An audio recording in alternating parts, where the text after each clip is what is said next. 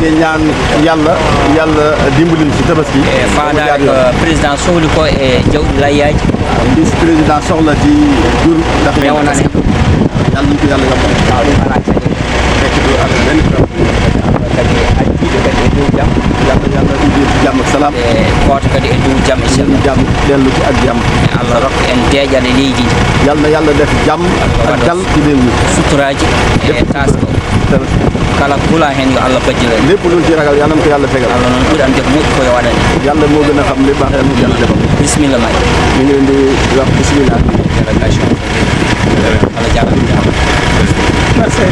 Donc c'est bien ça, c'est le site de Medina Diack, l'appartement de Medina Diack, qui héberge pratiquement tous les morts qui viennent de la Mauritanie. Et on le dit, l'avantage de Medina Diack, c'est vraiment le pont. Parce que si ce n'était pas le pont, il allait traverser 2 fleuves. Et avec le pont de Medina Diack, c'est devenu le plus grand centre de la santé. Souvent, ils viennent 20 jours, 21 jours avant la Tabaski. Et ils sont là jusqu'à 4-5 jours avant la Tabaski pour aller vers les grands centres de concentration. Donc nous avons identifié 4 sites de visite. On va d'abord assister à 2 troupeaux qui doivent aller tout de suite vers Sewakhaï. Ensuite, le responsable des mots, on va aller les voir, c'est le primaire. Ensuite, l'aliment bétail est arrivé hier, nous avons visité le matin, le grand marché avant d'aller à Sindini. Parce que le jour, ils sont là, mais le soir, ils remontent dans un village campement pour sécuriser l'examen. Et là, il y a même un poste de gendarmerie qui est là-bas, donc c'est un peu ça, la visite. Les conditions ne sont pas remplies. Salam alaikum. On les contraint pas à le faire. Salam alaikum.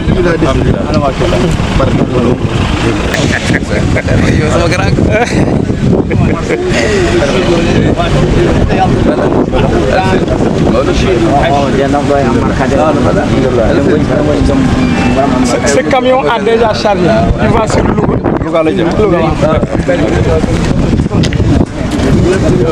Donc, il y a moins de 50 000 camions par jour. 15, 20, 25. 25. Hier, on a eu 2800.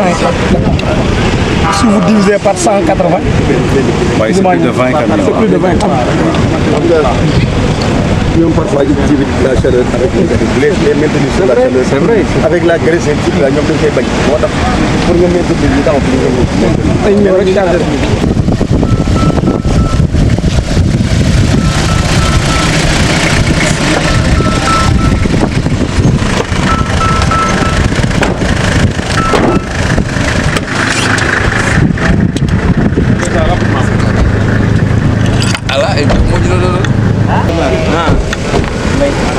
C'est le deuxième campement, Youf Youf.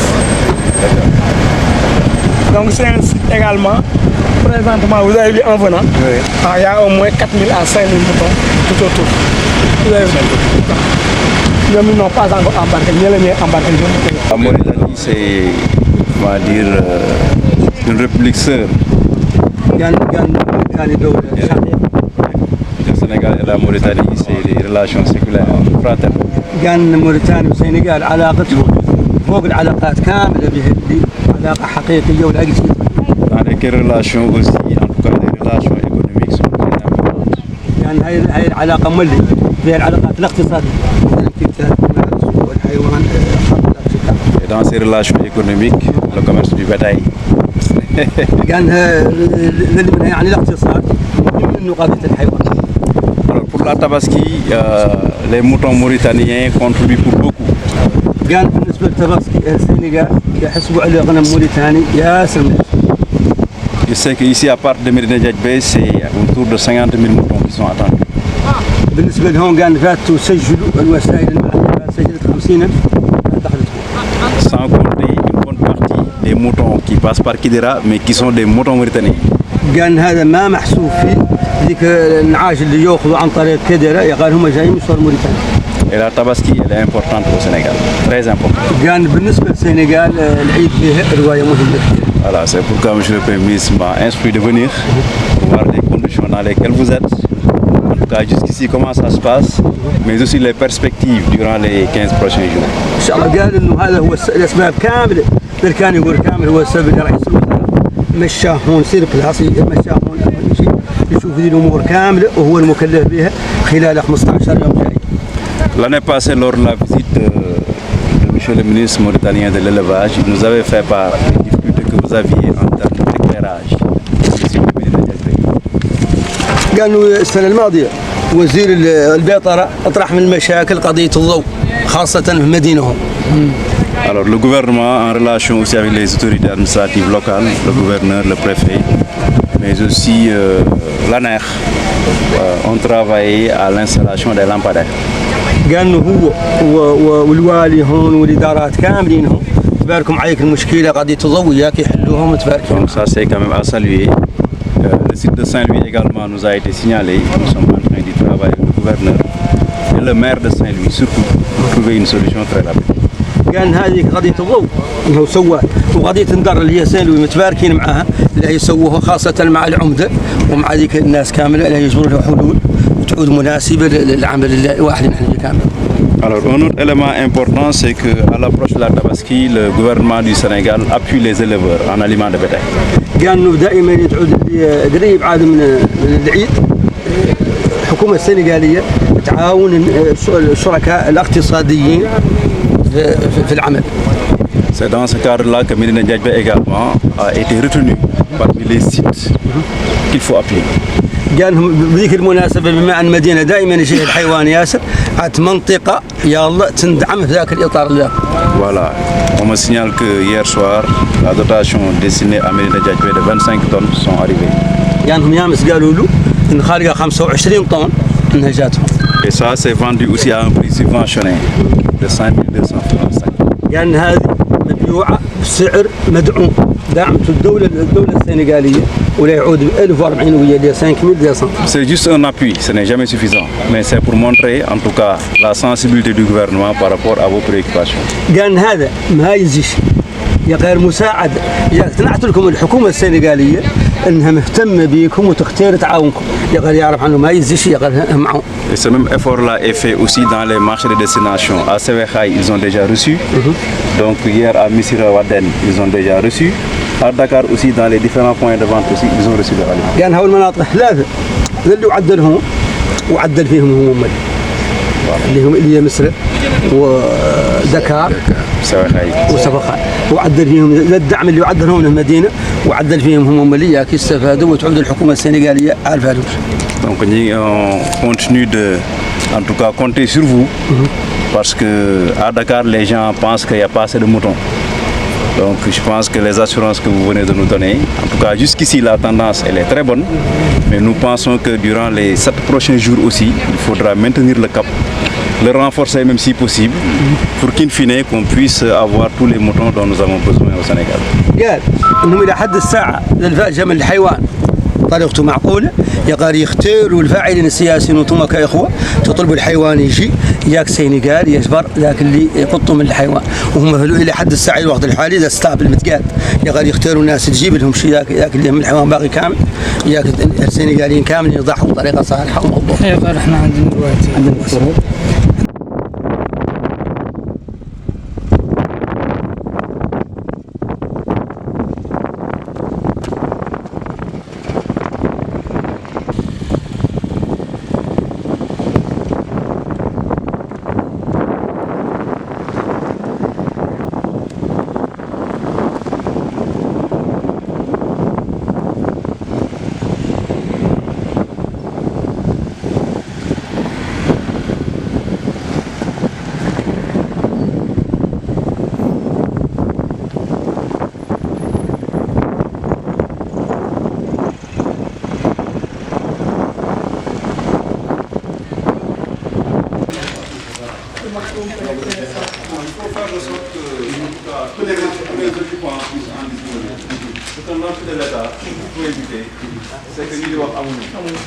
Voilà, maintenant ce tapis-là, ça n'a pas réglé tous les problèmes. Mais que tous les acteurs, et ça, il y a une journée de donc avec la supervision du Voilà. Donc c'est bien.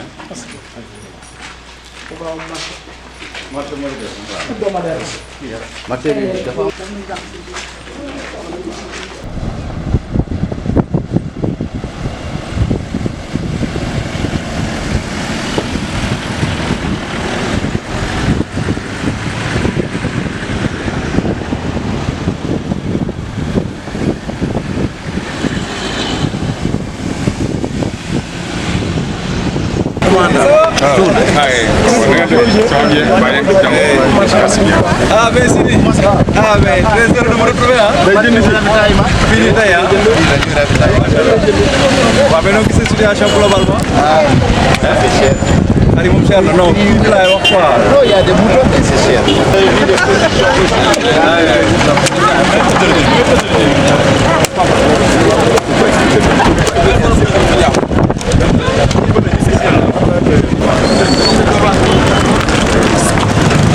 Alors Yoro.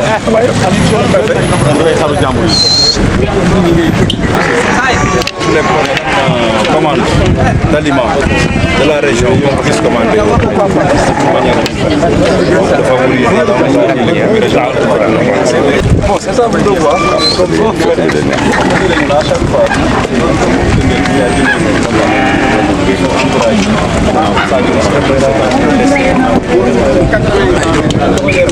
Voilà.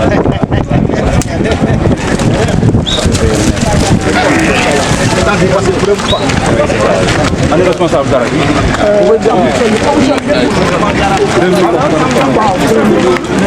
Mais c'est beaucoup ici la production locale. La production locale, on est déjà à 42 000. Production locale. Samba Diallo.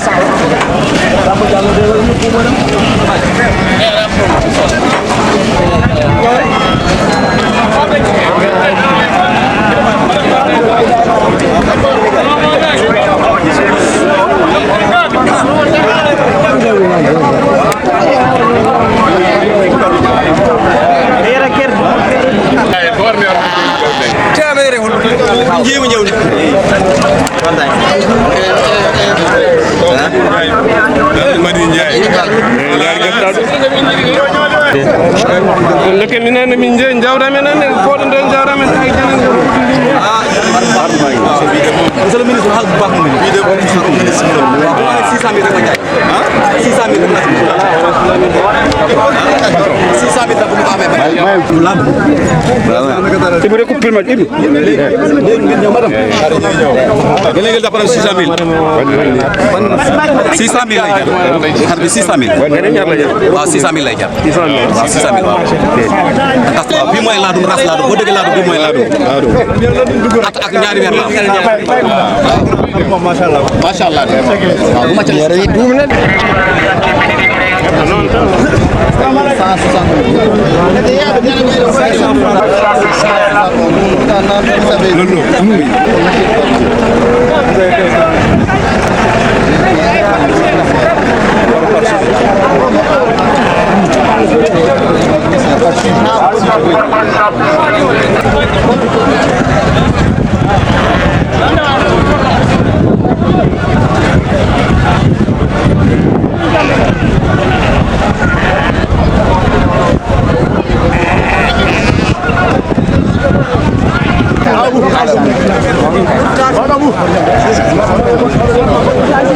aliment bii di bi ñuy joxe fii. waaw jaaxal na ma man. dafa tuuti. 25 tonnes yi. jamono bi fi ne li fi ne. waaw man carton laa ci am. waaw li ma seddoo man mooy julo ndawaan yi ak baana yi ñëw fii naar yi par exemple la ñu fete. dëgg la man fii laa yor léegi nag maa ngi laaj ndax 4 tonnes mun na arrangé ñi. dëgg la léegi ku amul. ni la awma. loolu kay tànn barke suma borom saaga ndeex saa bay moom laa ci am fii kenn ku ne xaañ nga ma yi jox nga kii bàyyi ma fekk nag carton li nga am moo doyul. doyul li ngeen am moo doyul na ngeen ñu yokkal ngeen jàppale ñu te yàlla tax jàppale leen si sécurité bi tamit sécurité bi d'accord. voilà exactement deuxièmement suñu embarcation bi xool leen mi ngi ne dara dugatul fi dara mënu fi dugg yàqu ne yaxeet baaxul kan moo defar embarcation bi pont d'embarquement bi. société bi fat laajal sama njiit yi ñoo xam mairie la woon. waaw laajal sama njiit yi ñoo xam sa mais nag bi ñu mi ngi nii réparé demoon ci réparé mi ngi nii baaxul loolu la bëgg ngeen jëfal te yàlla tax affaire compte bi tamit ngeen jëfal ñu ci te yàlla tax ñax amatul ci réew mi du waalo du jéegi amul dara saaku xont mi ngi jar ñetti junni ak ñaari téeméer. ñoom seen OSB Podor nañ ci bopp la côté bi. si chaque année on met 40 tonnes. dans le magasin OSB. Voilà.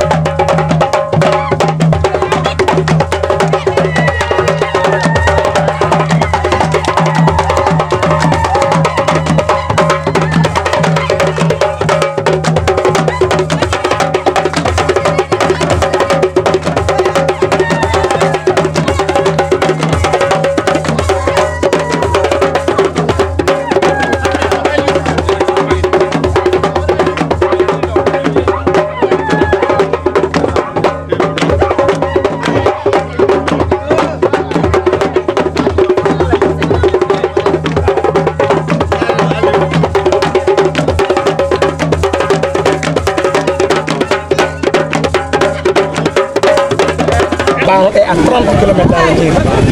Mais le village originel, l'amour originel, c'est ce village-là. Dans le village. Le chef du village est là. Maintenant, il y a un campement, également un autre campement. Là, c'est des Maures qui sont en réalité les Ndiatigé, les Maures mauritaniens. Mais eux aussi, ce sont ces gens-là pour le Ndiatigé. Voilà. Mais finalement, les Maures, quand ils vont depuis plusieurs années, ils travaillent avec nous. Oui. Mohamed Sy. Je vais vous donner la parole au chef du village. Après, je vous donne la parole.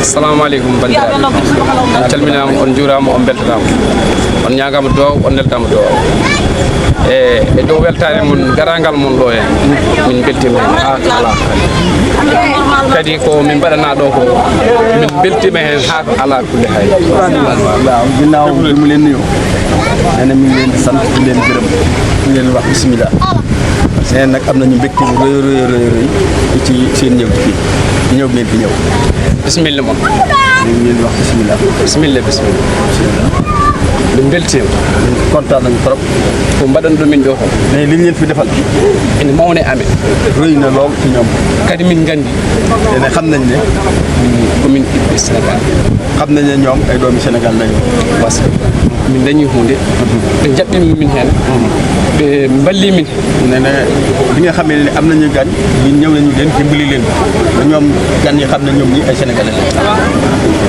ɓe jarama ñu ngi sant bu baax a baax a baax beltima ñu ngi sant bu baax min gandi xam nañ ne babiraɓe amen seen maam ene wuuri ñu ngi dund ene wuuri saabu sa woni e leydi ma a dañi hunde e lamɗo leydi ma jaɓɓimama hen wallimama hen a andi an bammane wuuri yumma ene wuuri mi dokki min nogas goo o lampa lamp ak benn waa e leeri nee na dëkk bi leer na macha allah leeri min beltima nee na kontaan nañu lool lool so min dañi ɓeydanede sappo emin jiiɗi eyyi leeri somin ɓeydanama sappo emin jiiɗi waaw nee na leer na bu leen yokkale encore tamit jël nañu macha allah waaw lu baax ba doy e somin dañi emin ɗomɗi mar nañu aussi affaire ndox bi min ɗomɗi kadi min jani koye amen e gaynaka he pour wonde élevage o ha wona gonga komin aynaɓe tan min mbaɗa hen jappale koye amen min guur min jani koye amen e tomin poti rewde min jagga hunde min mbaɗatni minenne min jagga kalis min gadda min cooda min mbadda e mabɓe jakkarno minenne min daña lawol bangol noon d'accord dafa wax ne ñoom it bëgg nañu financement yi ñoom ñi ci am aussi ñoom it di dem bañ a yem ci jaati gi rek léeg-léeg ñu dem tamit wutil seen bopp dem jënd ñëw di jaay Yoro dégg nga loolu waaw loolu wax nañu yoon salaamaaleykum wa rahmatullahi ñu ngi fi ñëw surtout premier ministre Amadou Ba ministre de l'élevage wi heɓɗo ngare inde premier ministre Ahmadou Ba ko nelal on yamirore on ɓe ngari ɗo moo ñu fi yónni tamit muy waaja ex muy jóge fële di exwaat fii war dama téléphone wi ko imminde to en maden goyan mang haade mum ɗo yot Ahmadou Ba noddi ɗum téléphone ñu ñëw fii si Médina Ndiadj mu nekk point bu am importance si wàllu tabaski yimɓe ngari ɗo maden jaɓɓe ko nokku baɗɗo fayid e banggal opération tabaski lu wees sox tabaski si commerce du bétail hay ko wonte jeeygu jawdi fof gila nayyi ha baali ha beƴƴi maden jaɓɓe ko nokkum gandanɗa hoore ma mantiniɗo Sénégal banggal jeeygu jawdi tabaski dafa nekk fête bu am importance si réew mi oɗon gandi tabaski ko ɗum gandanɗa hoore ma feet baɗɗo nafoore e lesdi he li ñuy yar xar ci dëkk bi am na solo lool mi ngi jëm kanam wi ni hina baali mbayi ɗo hunde gandanɗa nde hoore ma hen waɗi fayitede ronde ko yeeso waaye ba léegi soxla nañ ay xar yu jóge Mauritanie ak yu jóge Mali ittani ha joni heɓe cohli baali immo Mauritanie e baali immo Mali xar yu jóge Mauritanie li ci ëpp fii lay jaar baali immo to ɗum Mauritanie kam ɓuuri ko hen heew ɓuuri ko hen wadde doole ɗo ɗum rewata loolu moo tax état du Sénégal dafa jox importance bu am solo ñoom liggéey bi ñuy liggéey ɗum taki lesdi Sénégal hin totti fayidagal onon ko liggorɗon ko kilifa yi aussi porté ko jël ko en main mi helifaɓe ɓenene heɓ ɗum ngumi kadi heɓ ɗum he jaggi joɗi mumen sappo lu tolloog weer wala lu ko yées gouvernement du Sénégal yabal na délégation fee ci Mauritanie wi ko tolni ɗo lewru Sénégal nelin délégation ɓe Mauritanie rencontré monsieur le ministre de l'élevage mo joɗde e ministre élevage Mauritanie ànd ak le gouverneur de Saint-Louis wonde gouverneur Ndar ñu dajale waali yi nekk yëpp ci Mauritanie yi jege Rosso maanaam jege dex gi kala ko woni ɗon jawdi ko ɓaɗi maayo ngo e Rosso Mauritanie fof ɗum rentina ñu doon waxtaan ci tabaski heɓ ɗon jewti ɗon yewtere affaire taski on pewɗe daawit defoon nañ ko rawande kadi mbaɗen ɗum ministre bi fi ñëwoon bi muy dem ministre gonɗo ɗo ɗo yahata li mu yóbbaale woon ko naworno ko bi ci jiitu woon ɗiɗino ko hen mooy éclairage wi yo ɗo yo ɗum dañ lumiére dafa waxoon bëggu fi dellusi waat wi yiɗa ɗo artu taw lumiére ala ɗo te réglé wuñu lumière bi yiɗa ɗo artu taw lumiére wonani kon sant yàlla biñ ci yàlla dimbalee wadde ko ɗum yekkere Allah de heɓe garit ɗo hannde tawde lumiére heɓe garit ɗo tawde lumiére alors leneen li ñu fi soulevé mooy problème ndox wi kalɗon ko ɗo affaire ndiya naan loolu it nañ ci waxtaan ak préfet wi ɗum maɓen kaldo préfet mboni ɗo monsieur le maire kaynama maire ak le ministre de l'hydraulique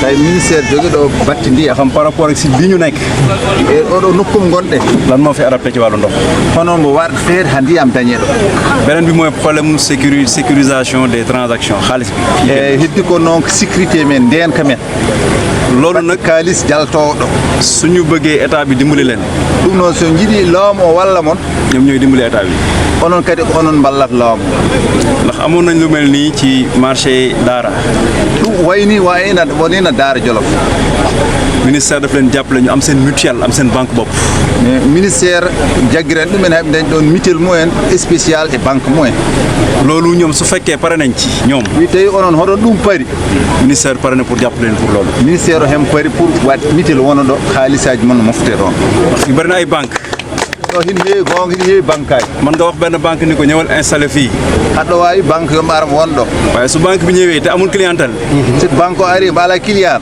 day dem guddat su amul ay client du ñëw mbo ala client kadi mbaarata mais su fekkee yéen a wut yéen seen mutuelle muy seen banque bopp tawi noon ko banque o onon jeeyam te lu mën a nekk la te koko wawi won ndax def nañ ko Daara te mi ngi dox ɗum woni daarde ɗum mari kon soo leen liggéeyee ci loolu so on ligguima ɗum ɗon noon ministère de l'élevage pare na pour accompagner leen ministére élevage kañum hen dari te loolu dina leen mën a dimbali dimbali aussi ci financement yi ngeen di wax. kadi ɗum kadi mon walla financement e jaltati finance mutuelle moo ñu gënal ñuy finance par kenn nit.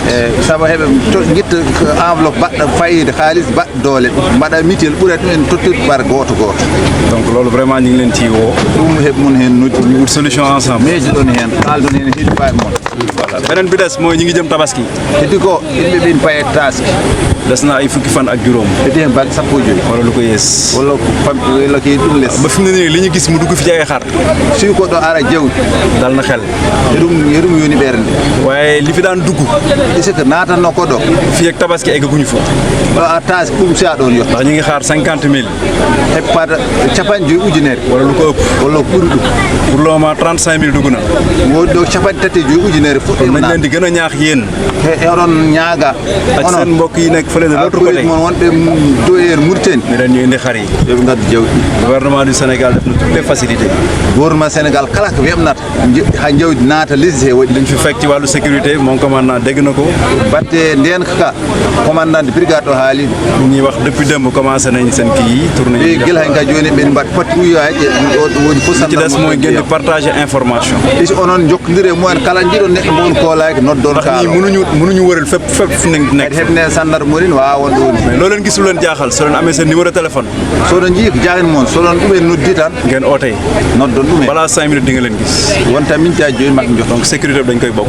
e wadde sécurité o ni debbo yo gorko fof onon fof on ndenta sécurité ci wàllu aliment de bétail wax nañ ko fële. affaire aliment jamde nde ɗum haalama to woni ripas ministère bi indi na fi 25 tonnes. nogas joyi tonnes ari bariwul nag. heewani waaye ndimbal la boo xam ne ci état bi la jógee. est ce que ɗum ko ɗum ballal immi ngala lawama hen am na ay dëkk ay point de vente ak ay daral. won dare dañani ɗum yu am Sénégal. gonɗen nder lesdi he li ngeen am mu néew mu bëri. ko dañɗon ko famɗe nde heewde ñoom amuñu ko. kamɓe ɓe dañani kon importance bu Médina Ndiadj bi am. importance o madi dey considération bu ko état bi jox. haynama e ni no ɓay ɗumen tin loolu moo waral loolu. ɗum taki ɗum donc prix subventionné la à 5200. donc sac jarannoɗo ujunaji ɗi mboni e ujunere e capanɗe mais nayyi ndimbal la rek bu état bi ñëw. ko ɗum ballal tan ngal état amul solo waaye dañ leen di wan ni rek. ñun ñoo ko bokk. hay tawi ɗum hewani solo ko ne ko ɗum tinde tan voilà ñu leen di encouragé vraiment. heɓe moon kadi jetta président ak ñi ngeen àndal yëpp. on président o yoɓe di remercier aussi waa dëkk bi ci. on jettama si daal accueil bi macha allah. haynama jaɓɓoyol he vraiment xam naa dañu kontaan ci lampe yi. il faut que préfet pour indi ndox bi nag pour que. yëf yi déwén bu ñuy ñëw. ñu gën a kontaan.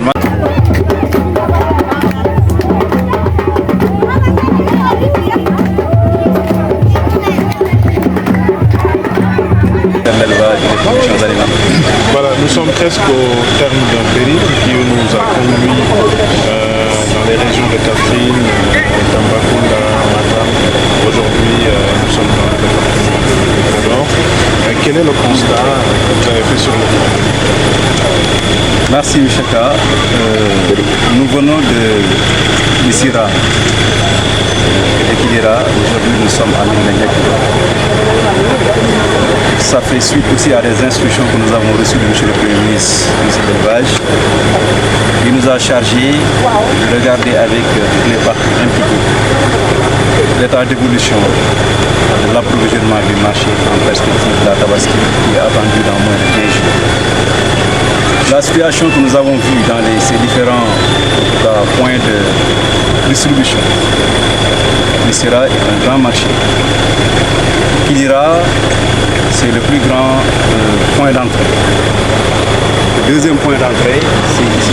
Aujourd'hui, à date, nous avons noté quelques 35 000 sujets qui sont passés par les individus. À la même période de l'année 2021, nous en étions autour de 22 000. C'est cette même tendance aussi que nous avons notée à Kidira, autour de 132 000, alors qu'à la même période de l'année passée, nous dépassions un peu moins de 100 000. L'année passée, il n'y a pas eu beaucoup d'entrées aussi à Kidira. Globalement, pour les importations, nous en sommes autour de 140 000 sujets. Ceci est important parce que comparé à la même période de l'année passée, les importations sont plus intéressantes en termes de chiffres. Il se trouve que dans le marché terminal de Dakar, nous avons encore un déficit qui est en train même d'être résorbé. Depuis lundi, si nous regardons les chiffres, pas moins de 3 000, 4 000 et hier nous avons 5 000 entraîneurs à Dakar. Nous avions un gap de 40 000, aujourd'hui ça tourne autour de 33 000, 34 000. C'est dire que cette possibilité de résorber le gap en une semaine, c'est bien possible. Avec la mobilisation des acteurs que nous avons vus ici, les acteurs c'est les éleveurs, les grands opérateurs, M. Ba, dont je salue la présence ici, mais aussi les transporteurs qui sont tous engagés à ce que cette opération Tabaski 2023 soit une réussite au niveau national. Nous en avons en tout cas les capacités, nous avons les rassurances des acteurs et je pense que si cette dynamique est maintenue, il n'y a pas de doute que chaque Sénégalais aura son mouton et à un prix aussi raisonnable. J'ai l'habitude de dire qu'un prix raisonnable, c'est un prix qui rémunère en tout cas l'effort du producteur, mais un prix aussi qui ne soit pas spéculatif pour le consommateur. Donc nous travaillons à avoir des prix raisonnables et le premier élément, en tout cas pour avoir ces prix favorables, c'est d'avoir une bonne offre. Et la tendance est très bonne. Il y a un problème de répartition pour Dakar actuellement qui s'explique par le fait de la rareté de l'aliment, la cherté de l'aliment, mais aussi par le fait que les gens attendent souvent les derniers jours pour acquérir leurs moutons. Et à ce niveau-là aussi, je dois profiter de l'occasion pour lancer cet appel à tous les Sénégalais qui ont en tout cas les conditions pour acheter tout de suite leurs moutons, de le faire. Ça va permettre aux opérateurs de pouvoir renouveler les stocks, n'est-ce pas, et avoir du temps pour le faire. Parce que si nous attendons le dernier jour, ce sera plus possible de renouveler les stocks. Alors que les stocks sont là. Ici à Médina Diagbé, hier on m'a dit qu'il y a 2500 sujets qui ont été chargés. Pour la plupart à destination de Sewekhaï et de Sandiara, qui sont des marchés d'attente pour desservir Dakar. Et une partie aussi vers Missira. C'est dire qu'en tout cas en termes de disponibilité, il n'y a pas d'inquiétude à se faire. Mais il faudrait que tous les autres acteurs qui sont, en tout cas, qui évoluent dans la partie distribution, puissent travailler rapidement à ce que les moutons soient disponibles dans tous les marchés terminaux. Parler tout de suite d'accessibilité du prix du mouton, et ça c'est aussi une grosse préoccupation du gouvernement, préoccupation que le ministère de l'élevage, sur instruction de M. le Premier ministre, essaie de prendre en charge. Cette année-ci, M. le Premier ministre a donné les instructions pour qu'une enveloppe de 300 millions soit mobilisée pour l'acquisition de près de 2200 tonnes d'aliments. Ici à Médina Diagbé, ils ont reçu leur dotation de 25 tonnes, vendues à un prix préférentiel de 5200. Ceci est une contribution de l'État pour les aider en tout cas à prendre en charge cette grosse préoccupation qui est l'alimentation du cheptel en cette période quand même qui est assez difficile. Ceci aussi va contribuer à peut-être rendre mieux accessibles les prix des moutons.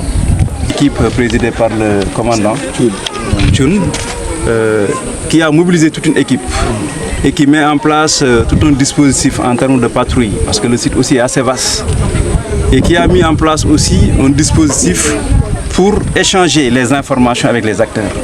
C'est ça qui va nous permettre en tout cas d'assurer la sécurité totalement. Et de ce que nous avons vu ici à Médina Diagbé, je pense qu'il n'y a pas de crainte à se faire à ce niveau-là.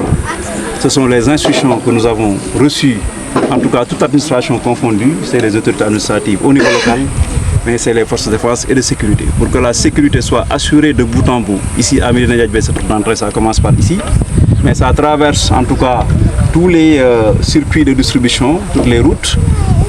Je suis heureux d'être avec M. Dialogna qui est ici, et à chaque fois qu'il y a des difficultés, n'est-ce pas, dans le transport, ces difficultés nous sont remontées à la minute, et en relation avec les autorités compétentes, nous essayons de trouver aussi des solutions à la minute. Et c'est à noter aussi, en tout cas, les bonnes dispositions dans lesquelles se trouvent aujourd'hui les forces de défense et de sécurité pour assurer la sécurité, mais aussi apporter les facilités qu'il faut pour que l'opération soit une réussite.